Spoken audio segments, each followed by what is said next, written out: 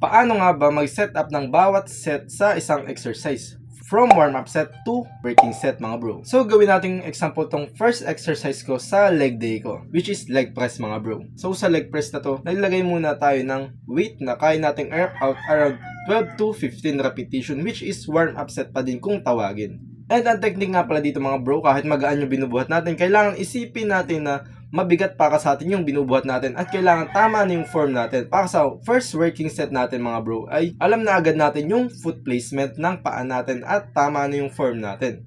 And ayan mga bro, naglagay na ulit tayo ng load ng weight na para sa first working set natin, which is kaya naman natin i-rep out around 8 to 10 repetition, or kung kaya man natin sumagad ng 8 to 12 repetition.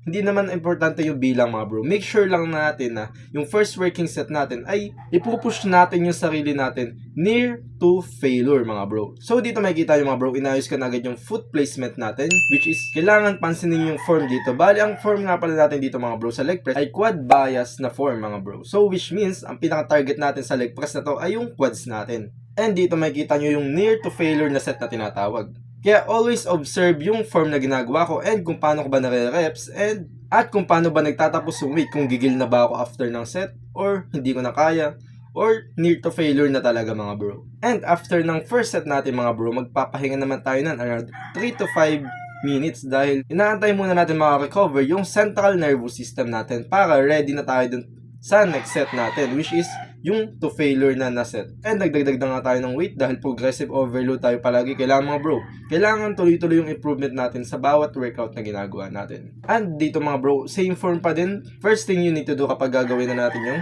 set or exercise, kailangan ayusin muna natin yung form natin just to make sure na sa quads tatama yung exercise natin. Always maximize yung knee flexion, huwag kalilimutan, and kapag hindi na kaya, tumawag lang kayo yung spotter mga bro. And dito makikita nyo yung to failure or failure na set na natin mga bro. And dyan makikita nyo mga bro, nasa last rep ko ay hindi ko na naiangat yung weight at yun yung tinatawag natin na to failure na set mga bro, or failure na nga mismo.